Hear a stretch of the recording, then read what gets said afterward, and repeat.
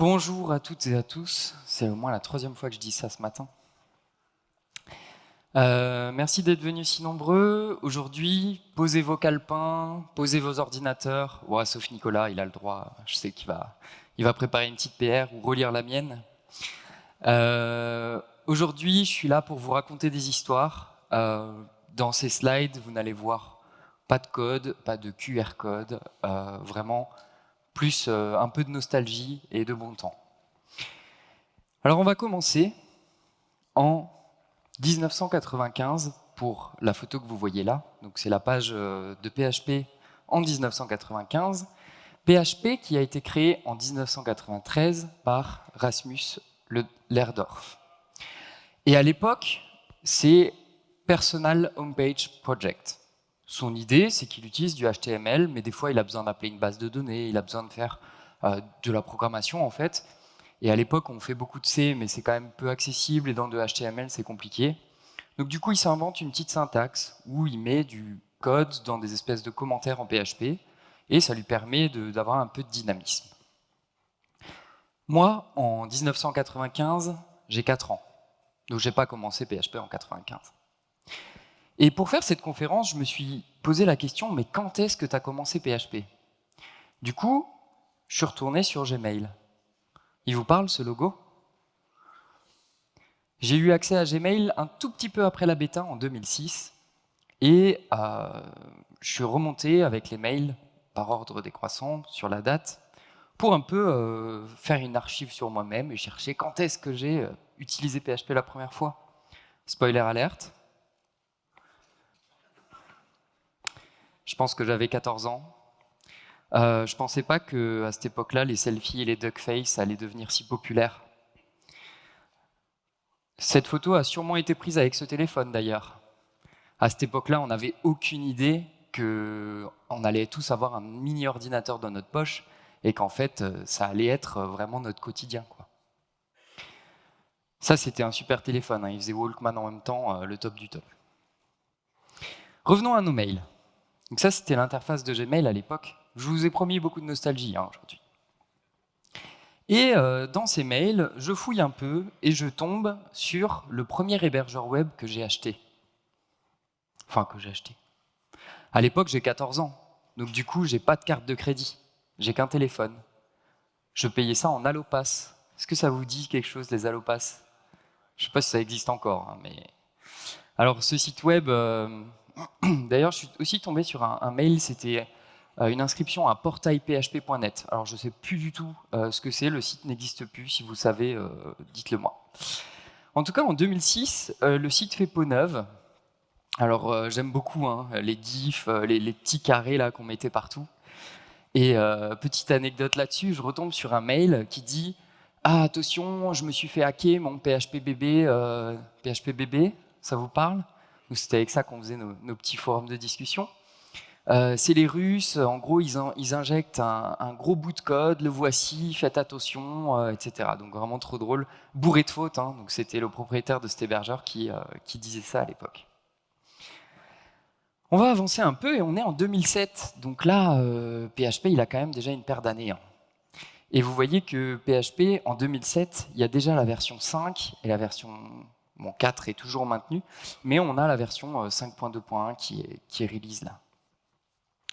En 2007, bon, j'ai toujours une dégaine de lycéen, j'ai toujours probablement un Walkman, mais plus important, je reçois un iMac G3 de 1998. Mon premier ordinateur que j'ai le droit de mettre dans ma chambre, parce qu'on ne peut pas jouer sur Mac. Bon, c'était ce qu'on disait. Et du coup, j'ai cet ordinateur dans ma chambre et ça me permet vraiment d'aller un peu plus loin. Mes parents ils voient que je bidouille, ils se sont dit, bon allez, on l'autorise. J'installe Photoshop. Photoshop, je ne me rappelle plus la version, mais c'était avant les CS. Et je m'essaye à designer des bannières. Vous êtes prêts? Bon. Slayers Online? Quelqu'un? Ouais? C'est encore maintenu et encore mis à jour. Donc si vous ne connaissez pas, c'était un petit MMORPG en 2D dans le navigateur. Bon, est-ce qu'il y a des designers dans la salle? Des gens qui sont à l'aise avec les couleurs? Méfiez-vous de la prochaine slide. mon premier forum PHP-BB. Alors, mais ça, c'était avant qu'on repasse sur le CSS. Voilà, ça, c'était la version définitive. Donc là, on est en 2008. Et en 2008, je commence à faire de plus en plus de PHP sur mon petit iMac. Et PHP, c'est génial parce qu'en fait, ça me permet d'éviter de répéter mon en-tête HTML sur toutes mes pages. Alors moi, je suis trop content, j'utilise une fonction, j'utilise include. Voici mon premier site web. C'était une iframe qui scrollait, j'étais très fier. Il manque le logo violet, mais voilà, vous avez une idée, on avait même des hovers sur les boutons, ça changeait de couleur, j'étais super fier. On va avancer un petit peu dans le temps. En 2009, les cheveux sont un peu plus longs, la batterie a changé de couleur et je reçois un iMac. Alors là, gros boom dans le temps, il faut savoir que l'iMac G3 de 98, il avait déjà quasiment 10 ans quand je l'ai reçu, donc bon, ça commençait à être lent. Et en 2009, je découvre le fameux site du zéro. Alors là, on va faire un petit jeu. Vous allez lever la main si vous connaissez cette version du site du zéro. Et plus j'avance dans le temps, plus vous allez baisser les mains. Enfin, je vais reculer dans le temps, du coup. Vous êtes prêts? Cette version, 2006. Cette version, 2003. Et cette version, 2002. Waouh! Ah, grand respect. Moi, je ne connaissais pas cette version. Ce que j'aime beaucoup avec le site du zéro et le rapport à PHP, c'est que pour moi, ça a été un des sites qui a le plus promu PHP, enfin, en tout cas, selon moi. Et c'est comme ça que moi, je me suis vraiment intéressé plus dans le détail à ce qu'était le langage. Et en fait, j'ai fait le tutoriel, j'ai découvert d'autres fonctions que include. Et j'ai vraiment commencé à développer grâce à ce site.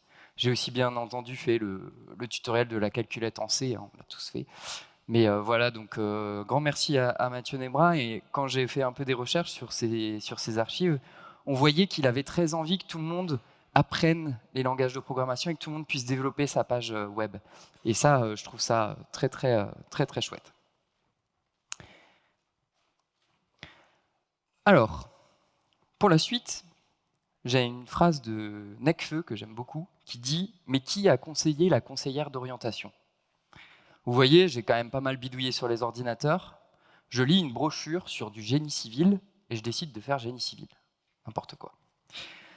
Ma vie ressemble très rapidement à ça. C'est la seule image générée par IA de la présentation, mais ça vous donne une bonne idée de l'état de mon studio à cette époque.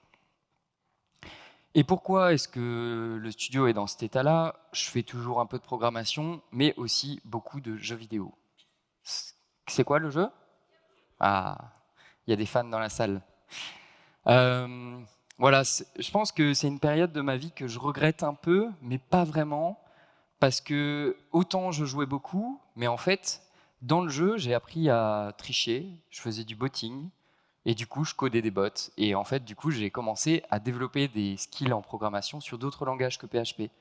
J'ai commencé à faire pas mal de Linux, je me suis mis à faire du C, à analyser la mémoire des jeux vidéo, tout ce genre de choses. Et ça, c'est une petite boîte que j'avais fait pour un Raspberry Pi dans lequel j'avais mis un média serveur. Enfin voilà. Je bidouille pas mal. Et vers 2013, je rejoins une école qui me trouve une alternance chez une freelance. Alors, anecdote assez rigolote. Moi, j'allais dans son salon pour travailler. J'avais un PC là.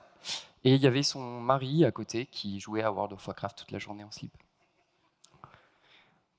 Et c'est là que je commence à travailler plus professionnellement sur des frameworks PHP et des logiciels PHP. Alors là, petit moment de nostalgie, je vous préviens pour les prochaines slides. On va déjà commencer par Spip. Tout le monde connaît Spip. Quel est le site web qui a été fait avec Spip vers 2002? Ça vous dit? On est aujourd'hui présent grâce à la FUP, et le site web de la FUP était fait en Spip. Donc voici une image. Alors vous avez une meilleure photo sur le stand de la FUP là-bas où il y a un peu plus d'histoire. Je ne vais pas trop rentrer dans les détails. En tout cas, je pense qu'on doit un tonnerre d'applaudissements à la FUP pour organiser ça depuis tant d'années. Merci.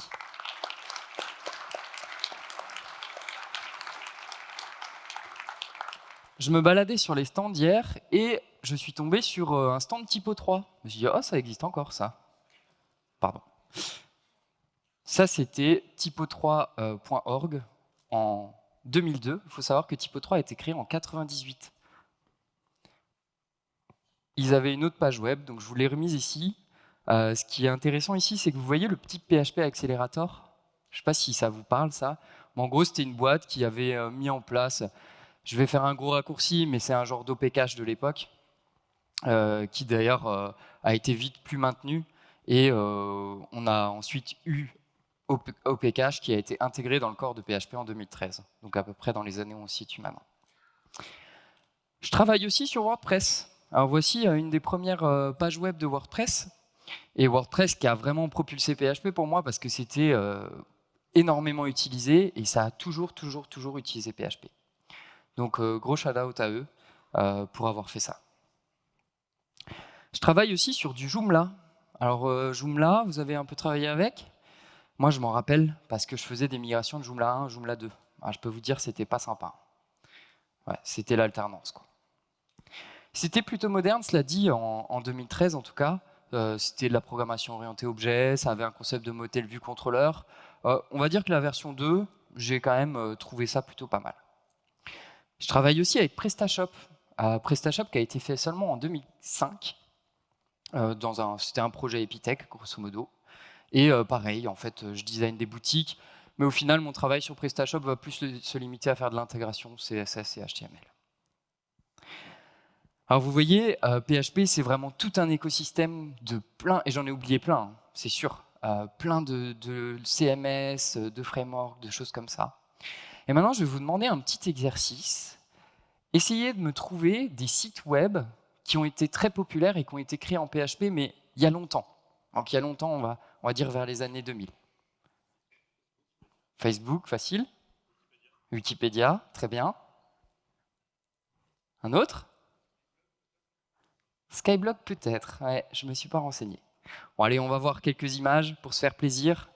Wikipédia, en 2001. Moi j'en ai un autre que vous n'avez pas trouvé, Mythique, 2002.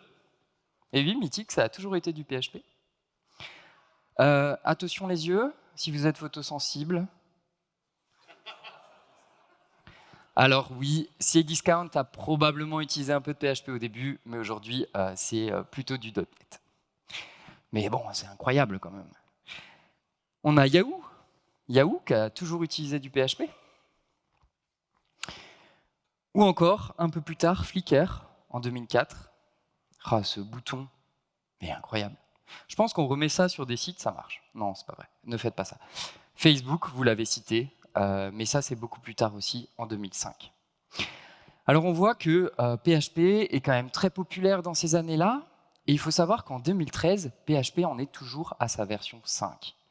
Je ne vais pas vous refaire l'histoire, je pense que vous la connaissez. Dans PHP 6, ils ont essayé d'intégrer Unicode, et ça a été un peu une bataille, ils ne savaient pas trop comment faire, ils ont fait des devs, ils sont revenus en arrière, etc. etc., etc.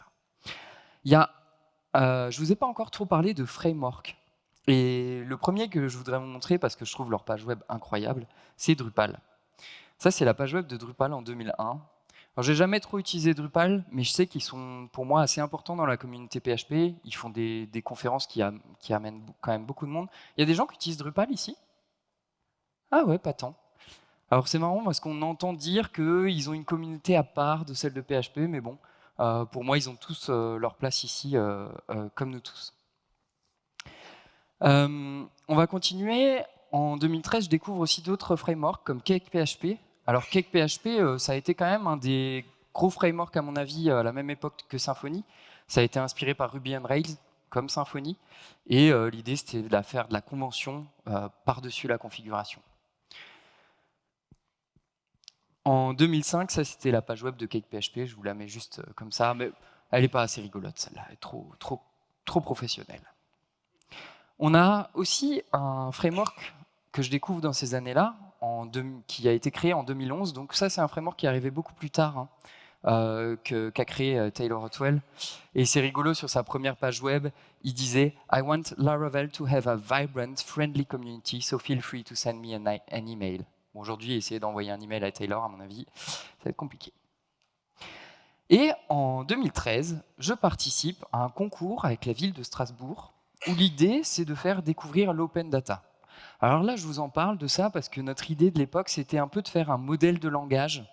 En fait, on pouvait poser une question à Hans avec des petites boîtes et construire une phrase et comme ça lui poser une question. Et quand je vois ça aujourd'hui, on est 10 ans plus tard, je me dis mince, on a fait un très très gros bond dans le temps. À l'époque, on ne s'imaginait pas du tout qu'on pouvait parler à une machine normalement et qu'elle allait nous répondre, quoi. Donc voilà, ça avait été fait avec Laravel d'ailleurs. Je ne vous ai pas encore parlé de... oh, ça c'est la première page web de Laravel, mais on va la passer. Alors, 2013, je tombe du côté obscur de la force. J'arrête de faire du PHP. Je vais me concentrer plus sur du JavaScript. Parce qu'en fait, pendant toutes ces années à travailler avec PrestaShop, Joomla, etc., je suis pris d'une espèce de maladie, j'ai envie d'enlever jQuery partout.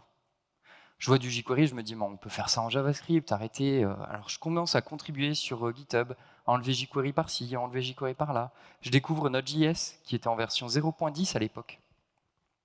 Et de fil en aiguille, je rencontre Alex, qu'on ne voit pas trop sur la photo là, qui m'invite à donner mon premier workshop sur un logiciel qui s'appelle PM2. En gros, c'est un process manager en Node.js qui vous permet de faire tourner Node, qui n'est pas comme PHP. PHP, vous le lancez, il s'arrête. La Node, ça tourne en continu, et quand on fait des devs, c'est pratique de le relancer à chaque fois. Et pourquoi je vous parle de ça? Parce que c'est marrant, ça me rappelle un peu des fonctionnalités de FrankenPHP. Je sais que FrankenPHP, il y a un mode watcher maintenant, donc vous pouvez faire tourner un worker et redémarrer ce worker quand vos fichiers changent. Donc je trouve que c'est assez marrant ces ressemblances. Alors, on avance un peu dans le temps, je fais beaucoup de Node.js et je trouve mon premier emploi dans une boîte. Et la direction me charge de créer un ERP. Bon, très mauvaise idée, hein, ne faites pas ça. Mais ils veulent que je fasse un logiciel de gestion et ils me disent, bah voilà, nous on a un truc, ça s'appelle Generix. Alors c'est des interfaces lourdes dans des terminaux noirs sur les équipes des commerciaux, c'est assez impressionnant. Moi je vois ça, je me dis mince, ils sont restés dans les années 90. Et j'avais beaucoup testé MongoDB, Node.js à l'époque, et je me dis, là, pour votre besoin, ça va pas être bon, il faut que je trouve autre chose. Et je trouve API Platform, que Kevin Dinglas a présenté il y a 10 ans au forum PHP. En 2015, la version de PHP, c'est la version qui vient de sortir 7, PHP 7. Mais PHP 7, bon, c'est une sacrée progression quand même par rapport à ce qu'on a l'habitude d'avoir. Déjà, la plus grosse nouveauté, et franchement j'avais oublié ça, c'est en faisant mes slides que je me suis rendu compte, on pouvait typer. Ouais, on pouvait passer des types aux arguments. Vous vous rappelez qu'on ne pouvait pas faire ça avant? Moi je ne me rappelais pas. Pour moi ça me semble inconcevable qu'on ne puisse pas typer des arguments de fonction, bah oui. Et du coup on a pas mal de nouveautés qui arrivent, notamment on peut gérer des erreurs natives de PHP qu'on ne pouvait pas gérer avant. Ça aussi, ça me semble très surprenant qu'il n'y ait pas ça dans le langage dès le départ. Et ce que j'aime beaucoup aussi, c'est qu'à ce moment-là, on fait quand même beaucoup de programmation objet, on arrête de faire du HTML et du PHP mélangé, mais ça marche toujours. Et le site web que j'ai fait pour mon frangin qui est artiste peintre, il marche toujours comme ça, je fais du PHP dans du HTML. Voilà, j'aime bien, je trouve ça sympa. Et je trouve ça super chouette que ça continue de marcher et j'aimerais bien que ça continue de marcher. Alors là, j'ai fait exprès de vous laisser l'erreur. En fait, j'ai une dépréciation Symfony qui arrive dans une image, mais du coup, bah, il ne trouve plus le lien de l'image. Bon, je l'ai corrigé depuis, mais c'est assez rigolo de se rendre compte qu'en fait, on ne se dirait pas que lancer une dépréciation, ça puisse casser un site. Bon. Voilà. Alors, on va avancer un peu dans le temps. Et en 2018, je suis convié à la LisbonCon, SymfonyCon à Lisbonne. Là, j'ai l'air très très stressé. Hein. Vous le voyez peut-être pas, mais moi, je me sens très stressé. Pourquoi? Pour ça. Je pense que c'est la salle la plus impressionnante que j'ai jamais faite. J'avais quasiment jamais fait de conf. Vraiment très très surprenant. Et ouais, gros syndrome de l'imposteur. En 2018, c'est la fin de vie de PHP 5.6. Et d'ailleurs, c'est l'occasion pour moi de vous parler de Symfony. J'en ai pas encore parlé. Donc voici la première page web de Symfony. Je ne sais pas si certains d'entre vous l'ont connu. Moi, pour le coup, je l'ai pas connu. Du coup, Symfony qui arrive à peu près en même temps que... Donc il a été créé en 2001, il me semble, mais il est que open sourcé en 2005, lorsque Fabien Potentier travaille chez Sensio. Alors ça va être l'occasion pour moi de vous raconter une autre petite histoire qui commence dans ce bar. C'est un bar à Amiens. En fait, je commence à contribuer pas mal à API Platform parce que du coup, je l'utilise au boulot et il y a plein de bugs, il y a plein de fonctionnalités qui manquent. Et les tilleuls m'invitent à donner un de leurs apéro codes dans ce bar. Je prends un jour de congé parce qu'à l'époque, ma chef elle disait non, non, attends, tu vas te déplacer pour un meet-up, je vais quand même pas te payer le déplacement. Et je vais là-bas, tout content, je rencontre un peu des tilleuls et c'est le moment de donner ma conf et il pleut dans le bar, conférence annulée. C'est que un an après que je rencontre Kevin Dinglas à Nantes lors d'un Web Today. Donc là, on fait une soirée sur le toit du bâtiment des Beaux-Arts qui va fermer. Enfin, du coup, ils ont déménagé. Et là, il me dit, bah écoute, si jamais tu veux démissionner et tout, n'hésite pas, contacte les tilleuls, on sera très très content de te recevoir et peut-être d'ouvrir une antenne à Nantes. Et c'est comme ça que j'ai rejoint les tilleuls en 2019 et que du coup, j'ai ouvert une antenne sur Nantes, qui est la ville où j'habite actuellement. Alors pourquoi je vous raconte cette histoire? Quel est le lien avec PHP? En fait, c'est que pour moi, PHP, c'est aussi un moyen, enfin ça a été un moyen de rencontrer énormément de monde, de se faire des amis, de participer à une communauté qui est vraiment grandissante et hyper sympathique. Et vous voyez, on en arrive aux 10 ans d'API Platform aujourd'hui, auquel j'ai beaucoup participé. On a réussi à faire une conférence qui a ramené 400 personnes. Enfin, je trouve ça absolument incroyable et tout ça grâce à ce langage. Donc vraiment impressionnant. La suite, c'est PHP 8. PHP 8, révolution pour moi. Pourquoi? Parce qu'on a les attributs PHP. Et je trouve ça incroyable pour l'expérience de développement. On a bien entendu les promoted properties, on a un nouveau switch qui s'appelle match, des types d'union, des named arguments, mais c'est incroyable comme ces choses-là, moi j'ai l'impression que ça a toujours existé. Mais non, en fait, ça vient de sortir. Dans l'échelle de vie de PHP, hein, parce que PHP, vous le savez, ça a quasiment 30 ans. Et très récemment, la PHP Foundation, qui a aussi été créée assez récemment au final, supporte FrankenPHP. Alors qu'est-ce que ça veut dire ça? Ça veut dire que FrankenPHP va être maintenu par la communauté et l'environnement PHP. Et ça, c'est très très chouette. Et ça me permet de vous raconter encore une autre histoire. Oh, vous avez peut-être un peu marre des histoires, mais désolé. Ça, c'est le Capitole de Toulouse. Il y a Loïc Cailleux, qui est un développeur d'Imagma, c'est une agence qui fait du Silus, qui m'invite l'année dernière et qui me dit oui, est-ce que tu peux venir parler à ma Silus party, il faut que tu parles de Silus. Je le regarde, je lui dis bah, mais j'ai jamais installé Silus, qu'est-ce que tu veux que je raconte?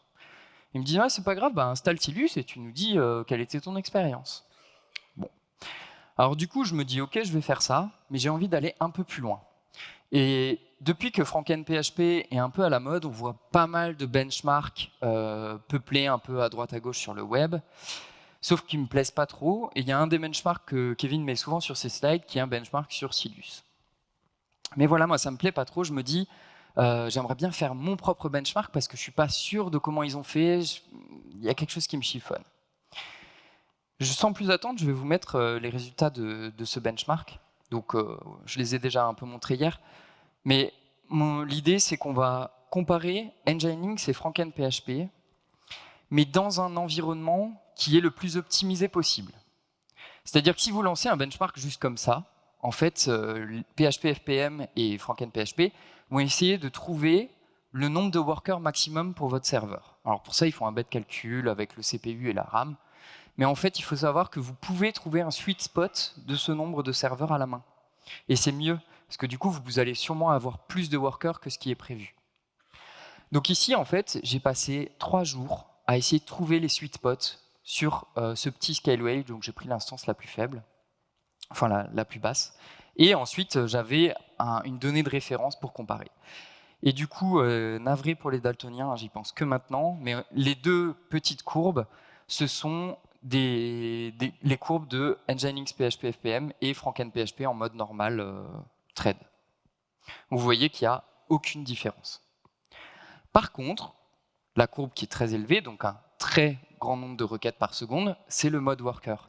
Et ça, c'est parfaitement normal, parce qu'en mode worker, on met une partie du conteneur PHP en mémoire, et du coup, on a plein de travail qu'on n'a plus à refaire. Et du coup, c'est parfaitement normal qu'on obtienne plus de requêtes par seconde.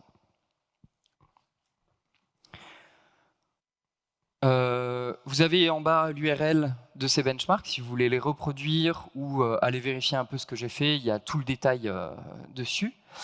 Et voilà, vous avez la latence qui, en fait, on le voit, respecte exactement les mêmes règles.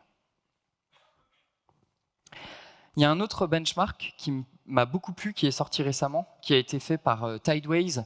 Donc ils rentrent encore plus dans le détail et ils vont vraiment loin dans l'analyse pour regarder vraiment est-ce que FrankenPHP, Nginx est plus performant, ou est-ce que Caddy au final est moins performant ou plus performant qu'Nginx. Donc je vous invite à le regarder. Alors, qu'est-ce que ça promet pour le futur de PHP, tout ça? Parce qu'on est quasiment à 30 ans de vie de PHP, et en fait, on voit bien que PHP a une très longue vie encore devant lui. Kevin a fait pas mal d'expériences du coup avec FrankenPHP, notamment il a embarqué PHP dans du Go, mais ça, on peut le faire depuis très très très longtemps. Ça vous parle le concept de FFI? Il y a eu quelques conférences là-dessus. Je sais que c'est assez technique, donc souvent les gens ils préfèrent aller à un truc un peu plus soft. Je les comprends. Mais il y a pas mal d'expériences qui ont été faites récemment parce que ça a un peu redonné du boost à ça, où les gens vont se dire tiens, je vais faire des extensions PHP en Rust, je vais faire des extensions PHP en Go, etc. etc., etc. Alors oui, avec les 10 000 étoiles de FrankenPHP, on a sorti des éléphants. D'ailleurs, on se demande si on ne va pas se reconvertir en vente de peluches plutôt que de faire de la programmation. Blague à part, à une des dernières conférences, Kevin présentait un module gRPC qui est embarqué dans FrankenPHP, qu'en fait, il vient embarquer un serveur gRPC en Go directement dans Caddy. Et ce qui est assez rigolo avec ça, c'est que ça me rappelle PM2, parce qu'au final, PM2, c'était un espèce de déclencheur de process, et puis là, en fait, avec FrankenPHP, on remarque qu'on peut faire un petit peu la même chose, où on va lancer des workers qui ne sont pas forcément en PHP, et pouvoir faire pas mal de choses. Donc je pense que ça ouvre un peu encore plus les horizons de PHP pour l'avenir, et notamment tous ces systèmes de performance. Il y a une chose dont j'ai pas trop parlé aussi, c'est j'ai entendu beaucoup parler de AMPHP hier. C'est en gros un espèce de boucle infinie qui va vous permettre de faire des WebSockets et des choses comme ça. Et pareil, pour moi, ces choses-là, ça a encore de l'avenir et ça promet de belles choses. Voilà, moi c'est Antoine, je fais de la mécanique, je fais pas mal de choses à côté. Merci d'avoir écouté mes petites histoires, j'espère que je ne vous ai pas réendormi, et bonne conférence et bon forum PHP à tous. Merci Antoine. Oui, mais... Il n'y a pas de questions? Bon, il n'y a pas de questions, merci. Non, si, il y a peut-être des questions, hein, je sais pas, j'avoue que j'ai été un peu plus rapide qu'anticipé, mais l'exercice n'était pas facile pour moi, j'espère que ça vous a plu. Un petit moment nostalgique, non? Des frustrations? Non, même pas? Ah, si, là-bas, une question. J'arrive.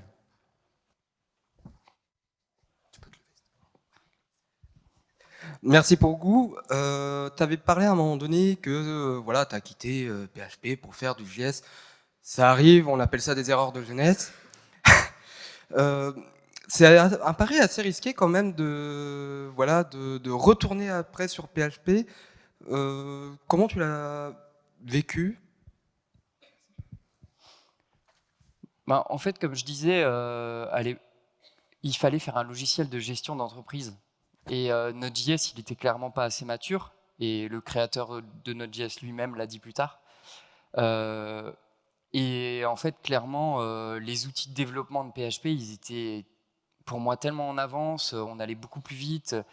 Là, il s'agissait de tout centraliser dans une API aussi. Et ce qui se faisait en Node.js à l'époque en API, c'était du Express.js. Je ne sais pas si vous connaissez, mais bon, c'est C'est comme faire du Symfony en CRUD, et puis en fait, il y a moins d'outils, il y a beaucoup, beaucoup moins d'outils. Donc clairement, c'était un choix stratégique, à mon avis, plutôt sain pour la boîte dans laquelle je bossais. Et heureusement, j'avais assez de recul, parce que ça faisait des années et des années que je programmais, pour me rendre compte de ça. J'espère qu'ils utilisent toujours du PHP aujourd'hui. Je suis un peu en froid avec eux parce que ça ne s'est pas très, très bien passé. En même temps, on demande à un jeune de 20 ans de monter un logiciel de gestion sans aucune gestion de projet, il faut s'y attendre. mais voilà. En tout cas, ils m'ont donné une grande chance, une grande opportunité de faire pas mal de choses. Donc je les remercie quand même, mais ouais. J'espère que j'ai répondu à ta question. Merci.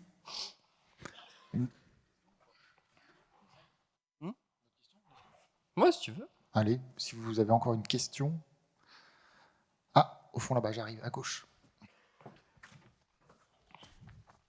J'ai essayé de faire 40 minutes, mais c'était pas facile. Merci. Antoine, par là. Ouais, je te vois. Merci pour la présentation, c'est sympa de revivre un peu ces petites étapes. Comment tu vis ta montée en puissance de visibilité à travers ces années, la place dans la communauté, etc. J'ai pas voulu trop m'étaler sur le syndrome de l'imposteur, mais je pense que comme beaucoup de gens, en fait, c'est quelque chose d'inévitable. C'est juste que on s'y habitue et on fait avec, j'ai envie de dire. Aujourd'hui, je me considère pas meilleur que quiconque. Je pense que je suis juste, je suis passionné de fermer des bugs en fait. Ça crée des endorphines chez moi, j'en sais rien. Mais du coup, quand il y a un ticket, je peux pas m'empêcher d'aller le fixer, et je passe encore des heures le soir ou le week-end à programmer quand il y a un truc qui me titille, quoi. Donc, je sais pas comment je peux trop répondre plus à la question que ça. Voilà, j'essaie de rester quand même moi-même, quoi. Merci beaucoup. Merci Antoine, bravo. Donc,